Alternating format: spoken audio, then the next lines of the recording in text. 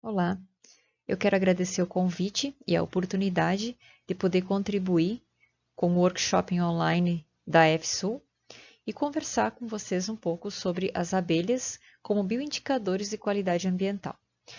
Então, eu me chamo Márcia Regina Faita e atualmente estou desenvolvendo estágio pós-doutoral no Programa de Recursos Genéticos Vegetais da Universidade Federal de Santa Catarina e sou pesquisadora do Núcleo de Estudos em Abelhas, Produtos Apícolas e Polinização. Entre as nossas linhas de pesquisa, então, nós temos a biologia reprodutiva de plantas e polinização, flora melitófila, produtos das abelhas e sanidade apícola. Essa apresentação está organizada em 3 tópicos principais, que seria o serviço ecossistêmico da polinização, a diversidade das espécies de abelhas e a meliponicultura e a sustentabilidade. Inicialmente, então, por que as abelhas elas podem indicar a qualidade de um ambiente? Quais são os aspectos, quais são as características desses polinizadores que podem nos dar esse tipo de resposta no ambiente? O principal aspecto, então, a gente pode entender que está associado ao serviço ecossistêmico da polinização. E o que é a polinização? Então, é a transferência do grão de pólen até o gametófito feminino, ou seja, da estrutura masculina para a feminina. E isso pode acontecer na mesma flor ou entre flores diferentes, e ainda entre flores da mesma planta e flores de plantas diferentes. Com isso, ela vai garantir que ocorra a fecundação para a produção de frutos e sementes. E esses frutos e sementes, eles são essenciais, além da reprodução da planta, para a alimentação de diferentes seres vivos, sejam animais ou outros herbívoros, que estão ali nesse ecossistema. E o serviço ecossistêmico da polinização, ele está associado a diferentes atividades, né, dentro do serviço ecossistêmico, que pode ser a provisão, a regulação e os culturais, além do suporte que vai estar, então, ligado a todos esses outros 3 que eu falei anteriormente. Então, no serviço de provisão, a partir da produção de frutos e sementes, a gente vai garantir a reprodução das plantas, o equilíbrio ambiental e a produção de alimento para diferentes organismos. No serviço de regulação, então, para o equilíbrio ambiental, porque a gente vai garantir que as vegetações elas se perpetuem, garantindo com isso o ciclo dos recursos hídricos e a manutenção do ambiente, do ecossistema. E os serviços culturais, onde muitas tradições, muitas culturas, elas acabam utilizando ou as abelhas ou os produtos das abelhas em rituais culturais dentro dos seus povos. Além disso, as abelhas elas são responsáveis pela polinização de cultivos utilizados na produção de alimento para os humanos. Então, dentro das culturas agrícolas, nós temos diferentes níveis de dependência da polinização e agrupados, esses cultivos eles representam 76% de todos os cultivos que dependem maior ou menor grau da polinização. Além disso, entre todos os tipos de polinizadores que nós podemos citar, sejam besouros, borboletas, morcegos, pássaros, né? As abelhas elas representam praticamente 80%, elas conseguem polinizar 80% de todos os cultivos, por isso elas são consideradas as melhores polinizadoras. E quais são os motivos que fazem com que elas sejam os polinizadores mais importantes? Nós podemos então elencar 3 grandes fatores que fazem com que elas sejam os polinizadores mais importantes ou mais eficientes. O primeiro deles é que as abelhas dependem de recursos florais para alimentação em todas as suas fases de vida, diferente de outros polinizadores que podem em algum momento da vida desenvolver herbivoria ou predação ou se alimentar de outros recursos, as abelhas não têm essa alternativa. A questão de interações específicas entre plantas e polinizadores, como é o caso dessa flor da África do Sul, que desenvolveu estruturas específicas para ser visitada e polinizada por essa espécie de abelha. Então, uma coevolução que, na ausência de um deles, as espécies acabam morrendo. E a grande diversidade e abundância de espécies dentro da família Apoidea. Então, são conhecidas cerca de 17.500 espécies de abelhas, mas estima-se que elas atinjam hoje 20.000 espécies ao todo, né? E dessas, nós temos mais de 3.000 que ocorrem no Brasil. E essas abelhas elas vão ser diferenciadas de acordo com a organização social em que vivem. Então, a diversidade de espécies de abelhas vai fazer com que elas tenham diferentes níveis de organização social, de comportamento social. Então, nós temos desde abelhas totalmente solitárias, que é o caso da Megachilidae, até abelhas altamente sociais, como é o caso da Apis mellifera e também as nossas abelhas nativas sem ferrão. Então, a gente passa de abelhas que nidificam sozinhas e os seus descendentes nascem e vão acasalar e formar novos ninhos ainda sozinhos. Nós temos abelhas comunais, que elas se agrupam e nidificam no mesmo espaço. Nós temos abelhas parassociais, que elas acabam utilizando o mesmo espaço para nidificação que ele foi iniciado a partir de uma fêmea fértil, mas as suas descendentes, elas não trabalham em prol de uma rainha, não existe uma rainha nesse tipo de organização. As abelhas que formam colônias que não são perenes, que é o caso da Bombus terrestris, e então, finalmente, as altamente sociais. Então, essas altamente sociais, elas também são chamadas de abelhas eusociais. E quais são os atributos que definem a eusocialidade desses organismos? O cuidado cooperativo da criação, incluindo a defesa do ninho, é um dos atributos. Então, os indivíduos que estão dentro da colônia, eles vão cuidar dos descendentes, vão cuidar das crias que estão se desenvolvendo. Nós temos indivíduos não férteis, né, trabalhando em prol do indivíduo fértil, ou seja, nós temos as operárias trabalhando para que a rainha permaneça viva e fazendo postura para garantir a continuidade do desenvolvimento dessa colônia. E nós temos também a sobreposição de gerações, de modo que sempre existe uma geração que vai estar cuidando dos seus pais ou dos seus descendentes. Então, esses três atributos definem ou diferenciam os insetos eusociais dos demais insetos que nós temos. Mas as abelhas eusociais, com esse desenvolvimento da eusocialidade, ela acabou sendo, de certo modo, prejudicada em alguns aspectos, e isso também está associado ao fato das abelhas serem bioindicadores de qualidade ambiental. E quais são esses aspectos? Então, as abelhas, elas, comparativamente a outros insetos que têm um mapeamento do genoma já finalizado, elas têm menor quantidade de genes associados a respostas imunológicas. Então, quando a gente fala de aminoácidos ou peptídeos antimicrobianos, as abelhas têm 4, enquanto que mosca da fruta e mosquito aedes têm em média de 170. Padrões de reconhecimento de resposta e reconhecimento de patógeno, então elas têm 4, enquanto os outros insetos têm 13.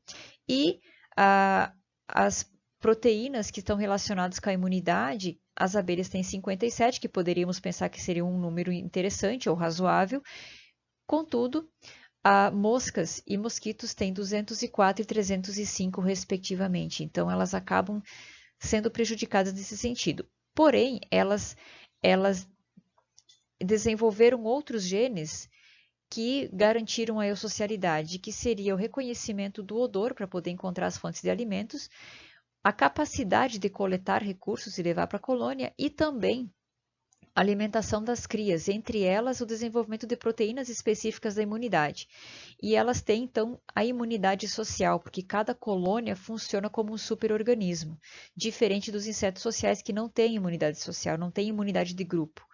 Então, todos esses aspectos fazem com que as abelhas sejam mais sensíveis às variações ambientais, à presença de poluentes, à restrição alimentar pela supressão da vegetação nativa, e então a gente tem uma baixa disponibilidade de recursos florais.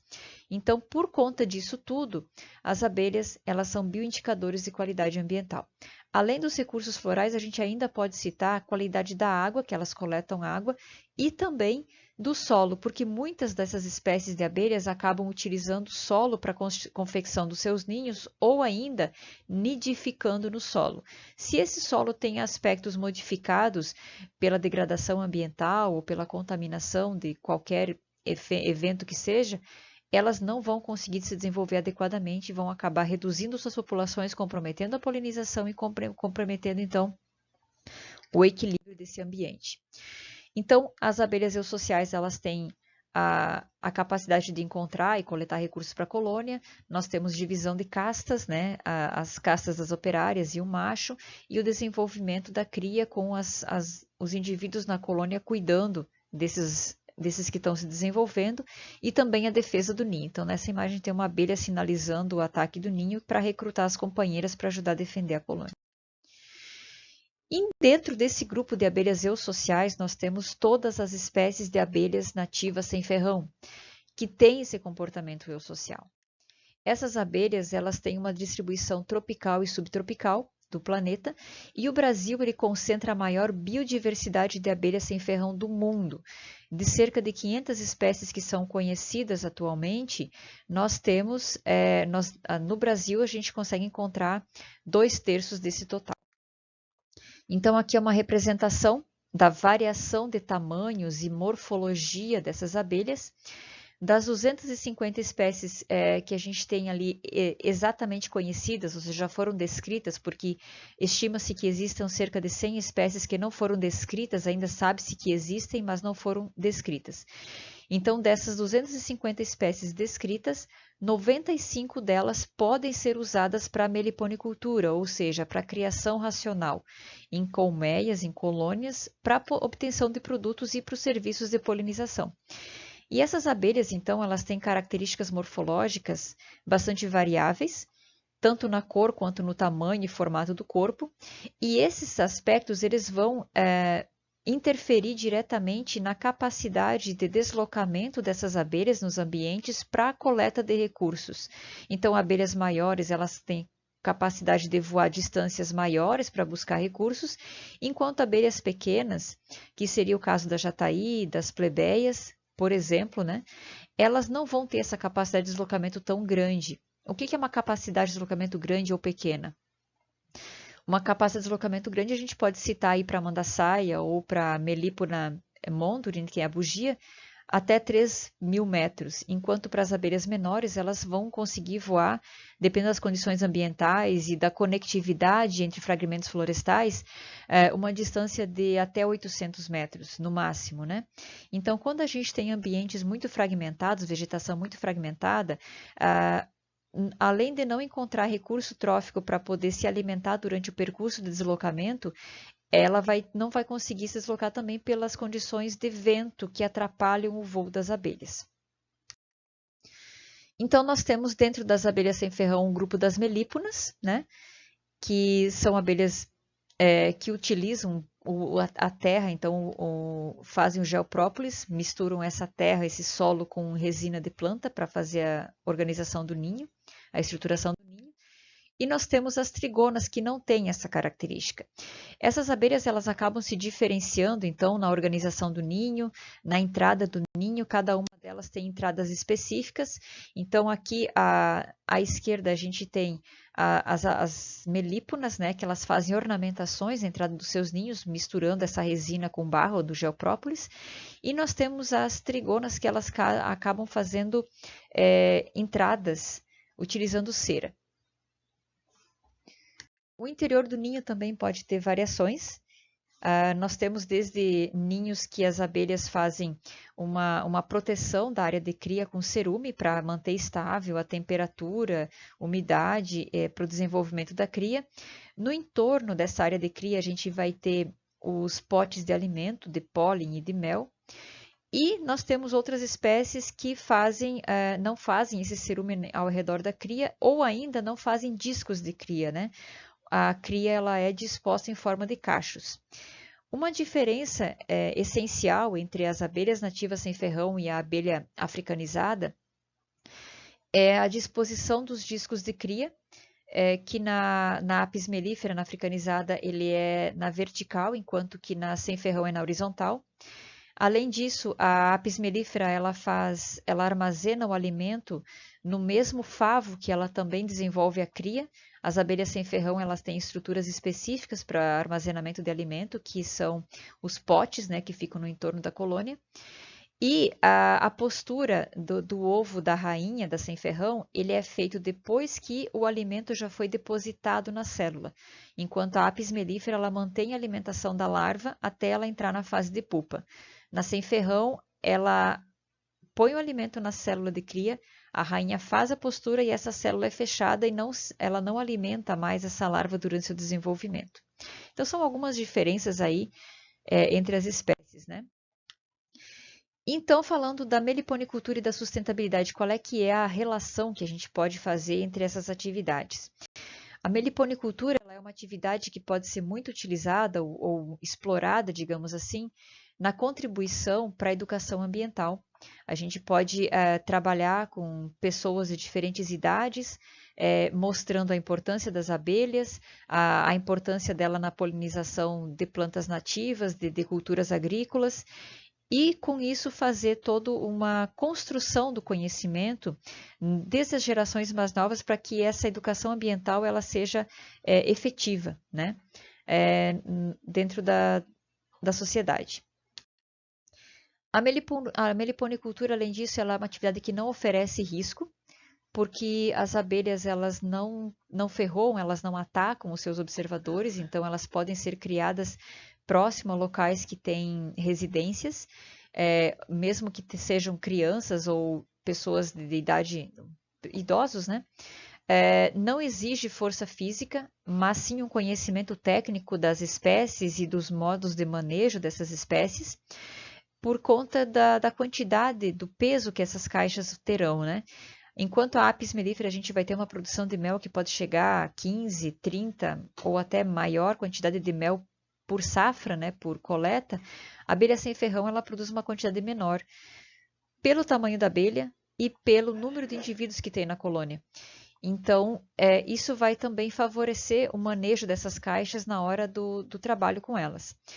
E para tudo isso ser possível, é muito importante que se tenha o conhecimento sobre as espécies, porque cada uma delas vai ter necessidades diferentes de acordo com as suas características.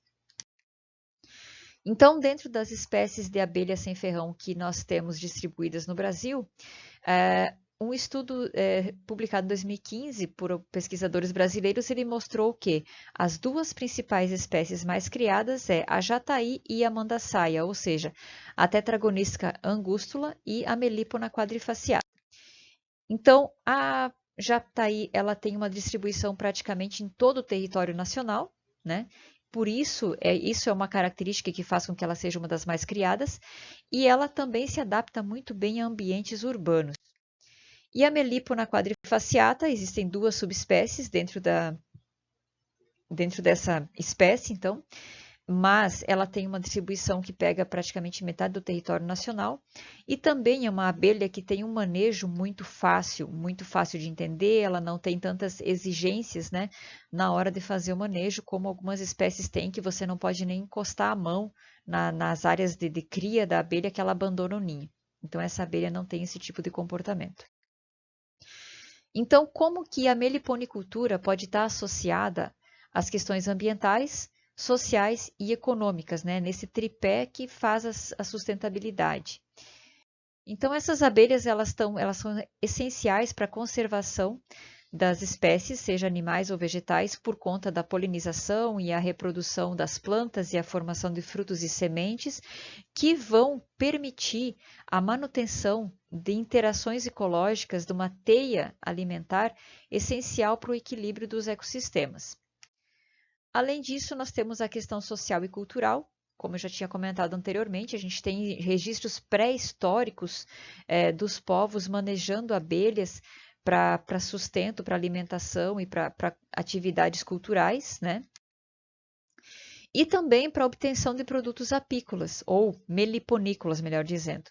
Tanto o mel quanto o pólen dessas abelhas, eles são ricos em nutrientes, embora a quantidade produzida não seja comparável à espécie africanizada, a qualidade do produto das abelhas sem ferrão, ele é extremamente diferenciado. E é isso que tem que ser considerado para essas espécies. Não é a quantidade, é o diferencial da qualidade. Por conta da característica desses méis, que ele tem maior teor de umidade, ele permite o desenvolvimento de micro-organismos que vão fazer a fermentação dos açúcares desse mel, e eles são essenciais para a imunidade das abelhas, e também já temos estudos que indicam a qualidade desse conjunto de características do mel para a saúde humana. E além disso, nós temos o pólen, que no caso da abelha sem ferrão, esse pólen que já está armazenado e passando pelo processo fermentativo, é conhecido como saburá. Então, esse pólen também tem propriedades nutricionais e antimicrobianas que são muito importantes para a nossa saúde. Contudo, as alterações ambientais, seja a redução da diversidade de espécies que as abelhas podem encontrar recursos ou a poluição, eles vão prejudicar essa organização toda das abelhas, esse tipo, essa qualidade do alimento que elas estão estocando. Então, é possível que a gente tenha perda de qualidade de produtos das abelhas antes mesmo de nós conhecermos as suas propriedades. Tudo isso pelas alterações ambientais. Então, a estruturação do ambiente ela acaba interferindo negativamente ou interferindo, né, nos produtos que as abelhas vão produzir. Então, a gente tem algumas ameaças, basicamente, que estão todas relacionadas ao modo do uso do solo. Então, a simplificação das paisagens, que a gente tem observado com o passar dos tempos pela redução da área de vegetação nativa, faz com que as abelhas percam o local de nidificação, percam a disponibilidade de recursos, e isso vai prejudicar as abelhas e todo o ecossistema de forma direta. Então, como que a gente pode associar a recuperação de áreas degradadas com a manutenção dos polinizadores? O foco principal é a utilização de espécies vegetais que forneçam recursos para as abelhas. Então, escolher aquelas plantas que vão ter um florescimento fornecendo néctar e pólen para que as abelhas permaneçam nesse local, contribuam para a reprodução dessas plantas. A frutificação delas vai garantir fornecimento de alimento para diferentes vertebrados ou até invertebrados, e com isso a gente vai ter um equilíbrio, né, nesse ecossistema. A reprodução das plantas e a manutenção de outros organismos associados. Além disso, a gente tem que pensar também na qualidade do solo, que ele é essencial para o desenvolvimento adequado das plantas, mas também pensando naquela questão de que muitas abelhas nidificam no solo ou utilizam esse solo para fazer a construção dos ninhos. Então, além dos recursos tróficos, a gente pensa também na parte da nidificação, que elas vão precisar fazer ninhos em algum local. Antes da gente ter as árvores que possam fornecer espaço para a nidificação dessas abelhas, a gente pode também introduzir colônias para depois elas encontrarem os seus locais no ambiente.